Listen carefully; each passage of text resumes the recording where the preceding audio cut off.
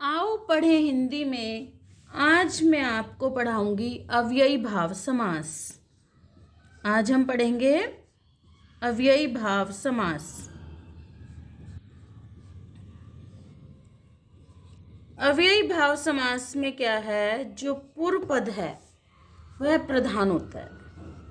पूर्व पद प्रधान होता है और अव्यय होता है। जो पूर्व पद है वो अव्यय होता है। तो उससे क्या है, जो समस्त पद है अव्यय का काम करता है। जो समस्त पद है वो अव्यय बन जाता है, अव्यय का ही काम करता है। तो इसे अव्ययी भाव समास कहते हैं।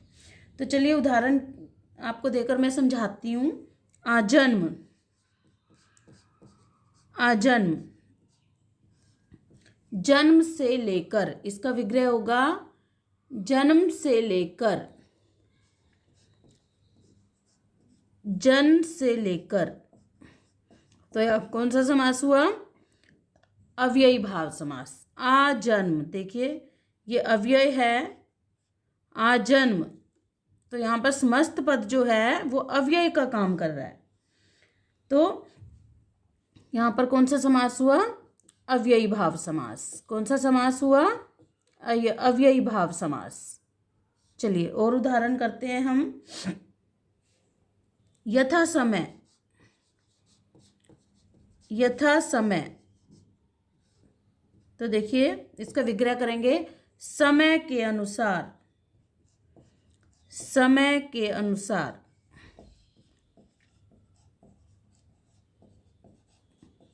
समय के अनुसार। तो यहां पर कौन सा समास हुआ? अव्ययी भाव समास। एक और चीज मैं आपको बता दूं कि जो समस्त पद है वो अव्यय का यानी क्रिया विशेषण का काम करता है। जैसे हमें अपना काम यथा समय करना चाहिए, तो या राम अपना कार्य यथा समय करता था, बच्चे यथा समय विद्यालय जाते हैं। तो यथा समय जो है क्रिया विशेषण है, अव्यय है, इसमें कोई बदलाव नहीं आता है। चाहे वो कोई भूतकाल का वाक्य हो, भविष्यकाल का वाक्य हो या वर्तमान काल हो, इसमें कोई बदलाव नहीं आता। तो यहाँ पर समस्त पद जो है वो अव्यय का काम कर रहा है, क्रिया विशेषण का। तो यहाँ पर क्या हुआ? अव्ययी भाव समास। अब चलिए अगला करेंगे हम। प्रतिदिन, प्रतिदिन, हर दिन। प्रतिदिन यानी हर दिन। देखिए प्रतिदिन मैं अखबार पढ़ती हूँ, प्रतिदिन, हर दिन। तो अव्ययी भाव समास क्या है यहाँ पर? अव्ययी भाव समास। और उदाहरण के द्वारा हम समझेंगे इसको।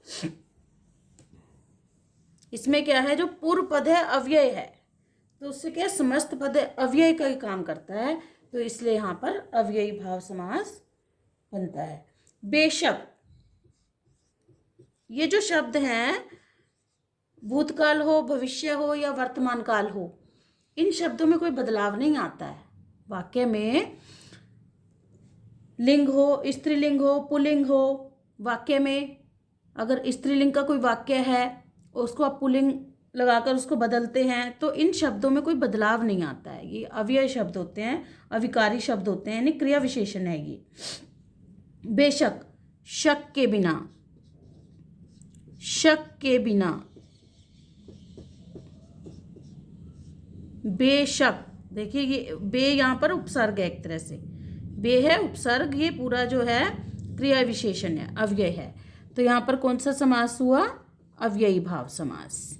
इसका विग्रह कर कर देखेंगे, शक के बिना, अव्ययी भाव समास। फिर है रातों रात। अगला उदाहरण देखेंगे, रातों रात।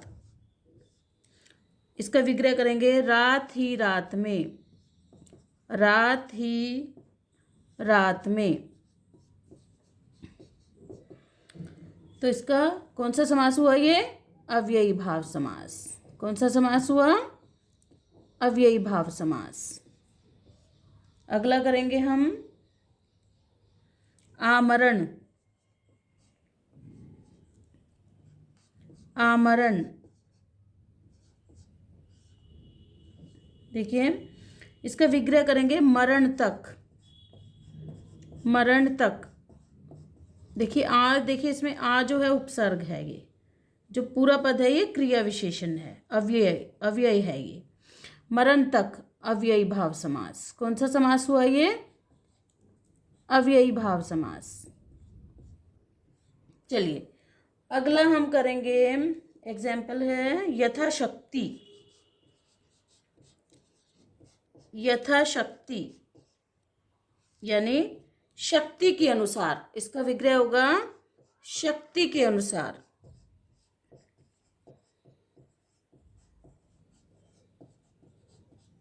शक्ति के अनुसार। तो यहां पर कौन सा समास हुआ? अव्ययी भाव समास। कौन सा समास हुआ? अव्ययी भाव समास। क्योंकि यहां पर जो है पूर्व पद अव्यय होता है और जिससे क्या है समस्त पद अव्यय का काम करता है, क्रिया विशेषण। समस्त पद क्रिया विशेषण का यानी अव्यय का काम करता है, विकारी शब्द का काम करता है। तो यहां पर क्या होगा? अव्ययी भाव समास। कौन सा समास होगा यहां पर? अव्ययी भाव समास। चलिए अगला करेंगे हम प्रतिवर्ष। प्रतिवर्ष इसका विग्रह करेंगे हर वर्ष। प्रतिवर्ष हर वर्ष।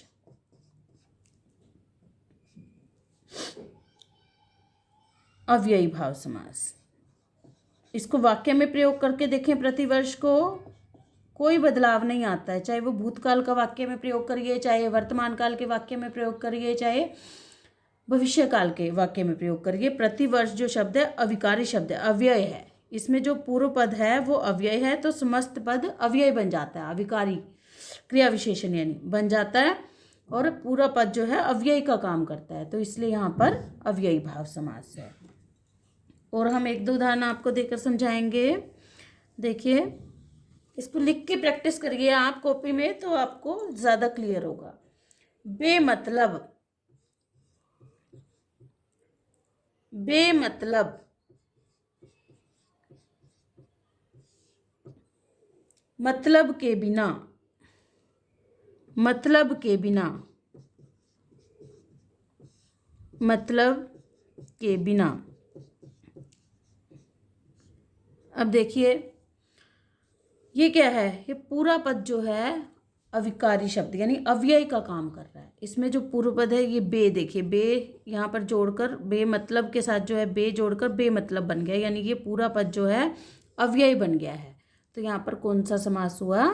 अव्ययी भाव समास। कौन सा समास हुआ यहाँ पर? अव्ययी भाव समास। क्लियर है आप सभी को? चलिए एक और करेंगे उदाहरण। हाथों हाथ। हाथों हाथ। हाथ ही हाथ में, इसका विग्रह होगा हाथ ही हाथ में। हाथ ही हाथ में। तो कौन सा समास हुआ ये? अव्ययी भाव समास। कौन सा समास हुआ? अव्ययी भाव समास।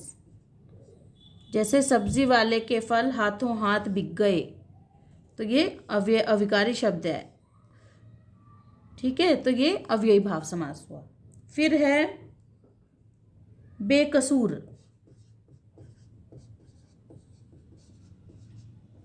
बेकसूर। कसूर के बिना यानी बिना कसूर के। बिना कसूर के, बिना दोष के यानी बिना कसूर के।